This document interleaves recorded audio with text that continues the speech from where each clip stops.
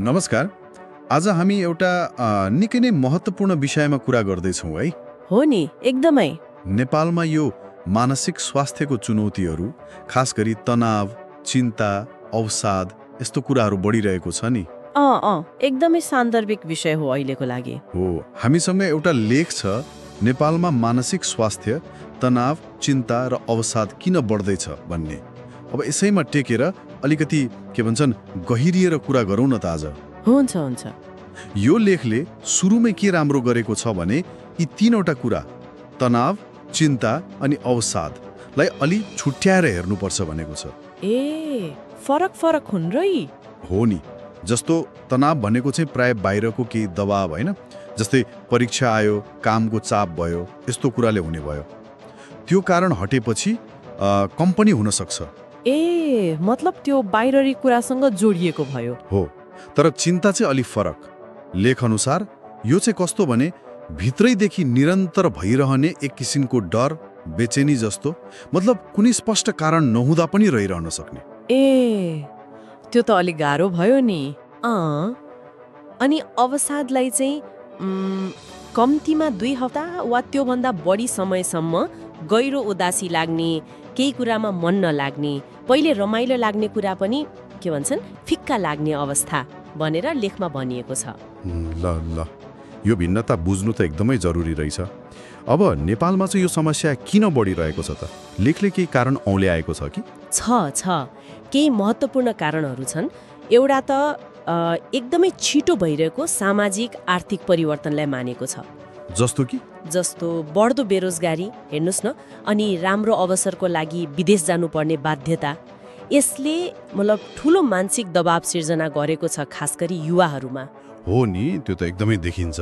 अनि अर्को कुरा, शहरतिर बसाइ सर्ने क्रम बढ्दा त्यो पुरानो पारिवारिक सामुदायिक सहयोगको जुन एउटा संरचना थियो नि, त्यो अलि कम हुँदै गयो। हो, त्यो कमजोर हुँदै जाँदा मान्छेहरू अलि एक्लो महसुस गर्ने, अनि समस्या पर्दाखेरि कसलाई भन्ने, के गर्ने भन्ने हुन्छ नि, त्यो गाह्रो भएको अवस्था छ।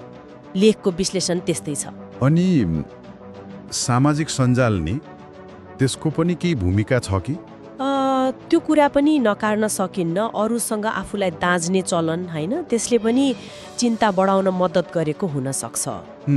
यी कारणहरू त साँच्चै गम्भीर पो रहेछन्। त्यसो भए कसैलाई यस्तो समस्या भइरहेको छ भनेर चिन्न चाहिँ कसरी सकिन्छ होला? के लक्षणहरू हुन्छन् कि? हुन्छन् नि। लेखले केही सामान्य लक्षणहरू त भनेकै छ, जस्तो निद्रामा गडबड हुने होइन, भोक एकदमै नलाग्ने वा उल्टै धेरै खाने, सधैँ थकित महसुस हुने।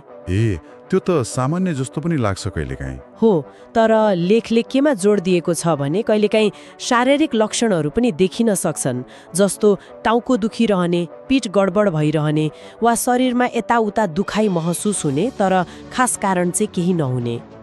शारीरिक लक्षण पनि? खास गरी अवसादमा यस्तो देखिन सक्छ रे। अनि चिन्तामा चाहिँ कस्तो भने निरन्तर बेचैन हुने, डर लागिरहने, अनि कुनै खास ठाउँ वा परिस्थितिहरूबाट मतलब टाढै बस्न खोज्ने, त्यस्तो व्यवहार देखिन सक्छ। ल यी सङ्केतहरू त चिन्नु पर्यो। अब चिनिसकेपछि यसको समाधान उपचार के होला त? रोकथाम गर्न सकिन्छ कि सकिन्न? लेखले के भन्छ? सकिन्छ। लेखले चाहिँ विभिन्न कोणबाट हेर्नुपर्छ भनेको छ। एउटा त मनोपरामर्श, जसलाई काउन्सिलिङ भन्छौँ, अनि थेरापी, यो निकै प्रभावकारी हुन सक्छ। कतिपय अवस्थामा डाक्टरको सल्लाहमा औषधि पनि चाहिन सक्छ, तर उपचार मात्रै सबथोक होइन नि फेरि। हो र, अरू के गर्न सकिन्छ त? आफ्नो जीवनशैलीमा परिवर्तन ल्याउनु पर्यो, जस्तै नियमित व्यायाम गर्ने होइन, खानेकुरा मिलाएर खाने, पर्याप्त सुत्ने, अनि योग ध्यान जस्ता कुराहरूले पनि मतलब ठुलो फरक पार्छ भनेर लेखमा छ। जीवनशैलीले पनि धेरै फरक पार्ने रहेछ। एकदमै। अनि रोकथामको लागि चाहिँ सबैभन्दा ठुलो कुरा त मानसिक स्वास्थ्यबारे खुलेर कुरा गर्ने वातावरण बनाउनु पर्यो। यो लुकाउने कुरा होइन भन्ने बुझाउनु पर्यो। हो, त्यो लाज मान्ने चलन हटाउनु पर्यो। एक अर्कालाई सहयोग गर्ने, त्यो भावना बलियो बनाउने, यो एकदमै जरुरी छ। लेखले त स्वास्थ्य स्वयंसेविकाहरू मार्फत पनि सामान्य मानसिक स्वास्थ्य सेवा गाउँ पुर्याउन सकिन्छ कि भन्ने सम्भावना पनि देखाएको छ। त्यो त राम्रो उपाय हुन सक्छ। भनेपछि व्यक्तिगत प्रयासदेखि लिएर समुदाय र नीतिगत तहसम्मै काम गर्नुपर्ने देखियो नि त। हो हो, बहुआयामिक हिसाबले नै जानुपर्छ। ल, आजको यो कुराकानीबाट हामीले नेपालमा तनाव, चिन्ता, अवसादको अवस्था कस्तो छ, किन बढ्दैछ, लक्षण के हुन् र केही समाधानका उपायबारे पनि मतलब राम्रै जानकारी पायौँ जस्तो लाग्यो। पायौँ, र यो सबै कुरा सुन्दा एउटा प्रश्न चाहिँ मनमा आउँछ होइन?